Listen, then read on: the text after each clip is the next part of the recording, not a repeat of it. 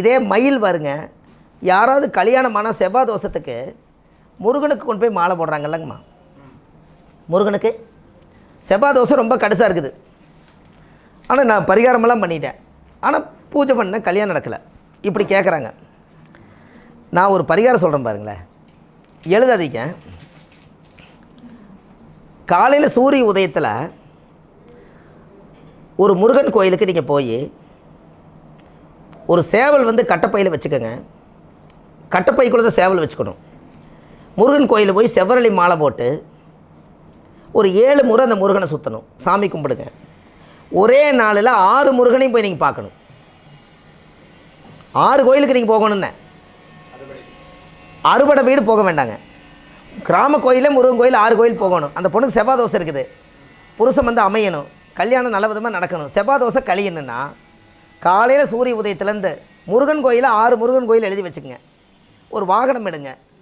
ஆனால் இந்த சேவல் வந்து நீங்கள் கட்டப்பையிலே தான் இருக்கணும். முருகனுடைய வாகனம் என்ன? அவர் கையிலேயே தான் இருக்கணும் முருகர் வாகனம்.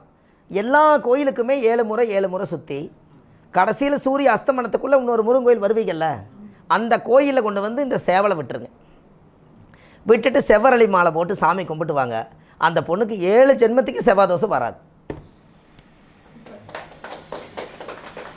ஐயா, ஒரு முருகர் காட்சி கொடுக்காட்டி இன்னொரு முருகர் காட்சி கொடுப்பார்.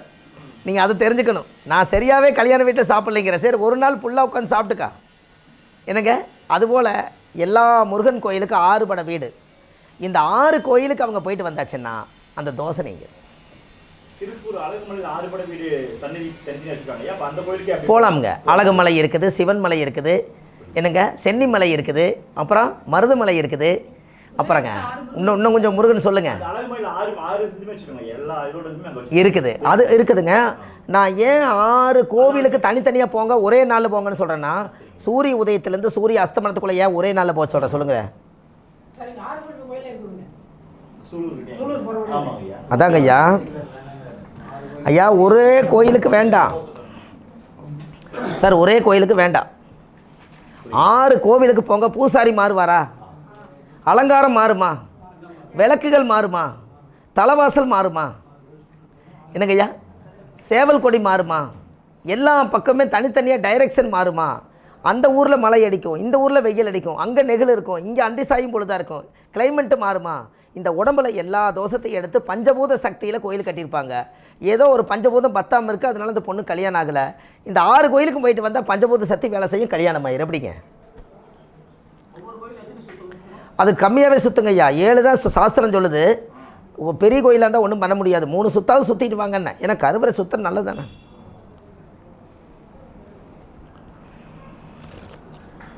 ஐயா என்றைக்குமே என்னங்க ஐயா, அண்ணன் சிரமப்பட்டு ரெக்கார்ட் பண்ணுறாங்க. யூடியூப்ல இந்த வீடியோ வந்துருந்தா, யூடியூப்ல இந்த வீடியோ வந்துடும், உங்களுக்கு லிங்க் அனுப்பிச்சிடுவாங்க. பாவம், நீங்கள் ஃபோனில் வீடியோ வச்சிருக்கீங்க, ரொம்ப கஷ்டம், கை வலிக்கும்.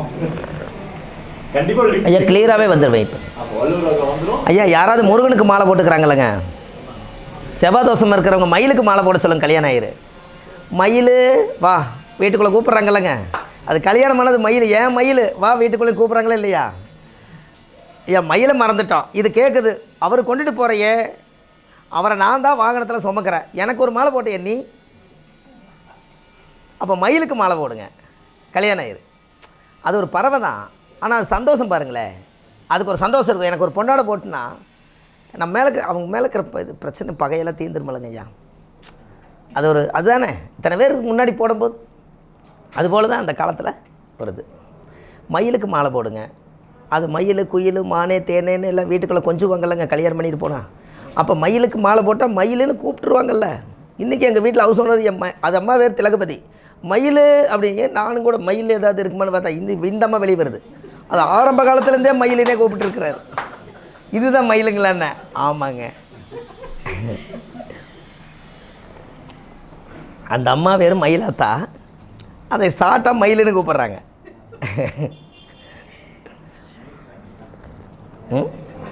என்னங்க ஐயா? மயில் சாமி சார். அதாவது கல்யாணம் ஆகணுன்னா சிவனோட பேரும் முருகனோட பேரும் ஒரே வீட்டுக்குள்ள இருந்தால் 2 பேர்த்துக்கு பிரச்சனை தாங்க ஐயா. யாரோ ஒருத்தரை வாடகை வீட்லையாவது கல்யாணம் ஆக வரைக்கும் தனியாக வைங்கன்னு. ஏன்னா சிவனும் பார்வதியும் உட்கார்ந்துருக்கும்போது யார் இந்த ஞான பழத்தை உலகத்தை சுற்றி வந்து எடுக்கிறார்களோ அவர் தான் ஞானப்பழன்னு சொன்னாங்க. அந்த பழத்தை வந்து விநாயகர் என்ன பண்ணி போட்டார், என்னை படைத்த தாயே நீ தான், தகப்பனு நீ தான், உலகத்தை சுற்றி வந்தாலும் ஒன்று தான், உன்னை சுற்றி வந்தாலும் ஒன்று தான். அவர் என்ன பண்ணிட்டார், மயில் வாகனத்தில் முருகர் வந்து ட்ராவல் பண்ணும்போது சாட்டாக விநாயகர் என்ன பண்ணிட்டார், அம்மா அப்பாவை சுற்றி அந்த பழத்தை மாம்பழத்தை எடுத்து சாப்பிட்டார். அப்புறம் முருகன் வந்து கேட்டோடனே பழம் இல்லை, நான் முறையாக சுற்றிட்டு வந்த பழம் இல்லை, தந்தையே உன் மேலே எனக்கு கோவம் தான்ட்டார். இந்த கோவம் இன்றைக்கி வரைக்கும் தேரல. அப்போ முருகன் பேரும் சிவன் பேரையும் கொண்டு ஒரு வீட்டுக்குள்ளே வச்சுருந்தா அப்பனுக்கு மகனுக்கு சண்டை வருமா வராதா? இப்போது வாழ்வியல் பரிகாரம்னு ஐயா வச்சுருக்காங்க, ஒரு சில பேர் வளரும் பரிகாரம் நிறையா வச்சுருக்காங்க. நம்ம ஏன் ஆதிகால பரிகாரம்னு வச்சோம்னா, எனக்கு தெரிஞ்சு நம்ம 1980 பிறக்கும்போது அந்த ஆதிகாலத்தில் வந்து திருவள்ளுவர்கள்லாம் ஜோதிடம் பார்க்குறனால, அந்த ஆதின்னு வந்ததுனால சரி ஆதி காலத்தில் நம்ம ஜோதிடம் பார்த்துக்கிட்டே இருக்கிறனால அந்த பரிகாரத்தை உள்ளே சேர்த்து ஆதிகால பரிகாரம்னு வச்சேங்க. அது கொஞ்சம் அந்த காலத்தில் இருக்கக்கூடியதெல்லாம் எடுத்து இயற்கையாக நம்ம மக்களுக்கு சொன்னால் என்றைக்கும் அழியாது. பாருங்கள், ஒரு பரிகாரம் சொல்கிறேன். ஆமாங்க ஐயா, அது இந்த நேரமாக இருக்கும், அது வாடாமல்லிக்காய் இந்த நேரமாக இருக்கும். அதான் அது அவர் கரெக்டாக கேட்குறாரா இல்லைங்களா? அது எதுக்கோ சொன்னாங்க அப்படின்னு. ஐயா, நீங்கள் முகம் வந்து உங்களுக்கு வாடாமல் இருக்கணும்னா வாடாமல்லி செடிக்கு தண்ணி ஊற்றுங்க ஐயா, அதுக்கு வாடாமல்லின்னு பேர்.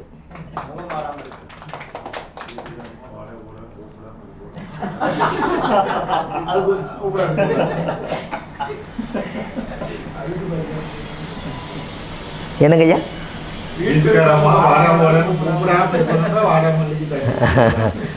அந்த வாடாமல்லியில் ஒரு விசேஷம் என்னன்னு கேட்டிங்கன்னா, எல்லா பூவும் எத்தனை நாளுங்க ஐயா வாடும்?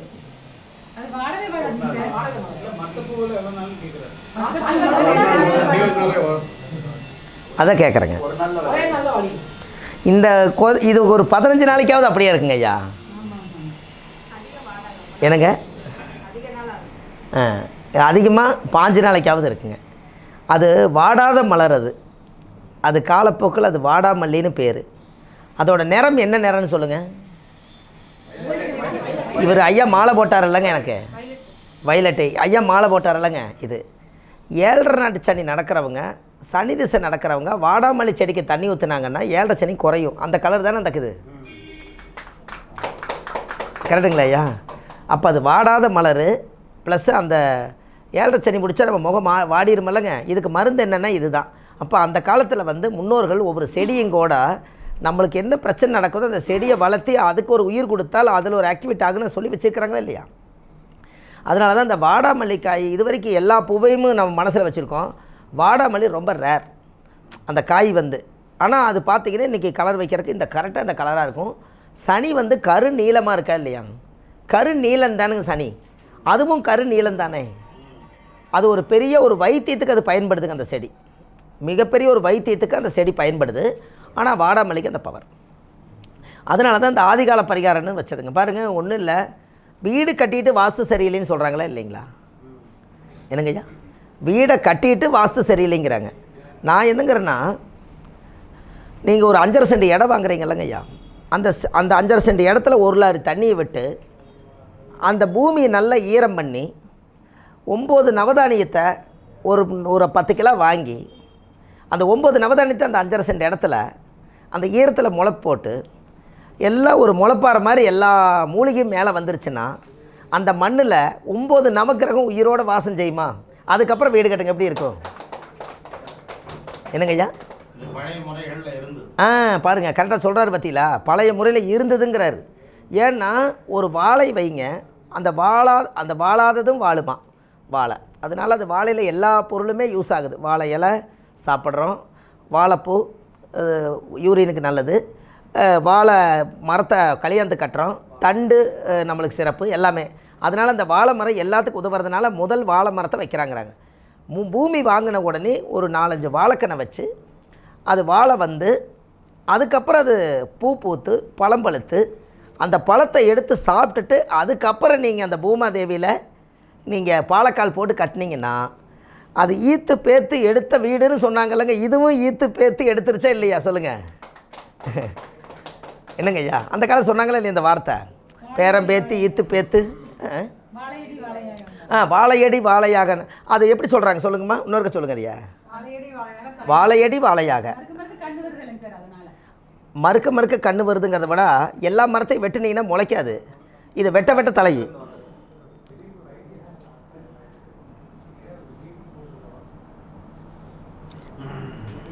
ஐயா நீங்கள் இது வந்து வெட்ட வெட்ட தலையுமா என்னங்க? வெட்ட வெட்ட அந்த குருத்து மேலே வந்துடும். நாளைக்கு போய் பாருங்கள், அது மேலே வந்துடும். அந்த தெர்ப்பப்பிள்ளையில் அந்த கூடு கட்டுறது ஒன்று சொல்லியிருந்தீங்க இல்லைங்க ஐயா? அந்த தெர்ப்பப்பிள்ளையோட ரகசியம் என்னென்னா, தர்ப்பணம் கொடுக்கும்போது தர்ப்பையை வச்சு நம்ம ஐயரு கையில் வச்சுருப்பாங்க இல்லைங்க ஐயா? அதுக்கு என்ன ஒரு மூலாதாரம்னு கேட்டிங்கன்னா, அந்த தர்ப்பை எப்படி வருதுன்னு உங்களுக்கு தெரியுமா? அம்மா சொல்லுவாங்க. அம்மா அப்படியே அந்த தர்ப்பை வந்து மெய் மறந்துட்டாங்க. உங்களுக்கு எதாவது கொஞ்சம் தெரியலன்னா சொல்கிறேன்.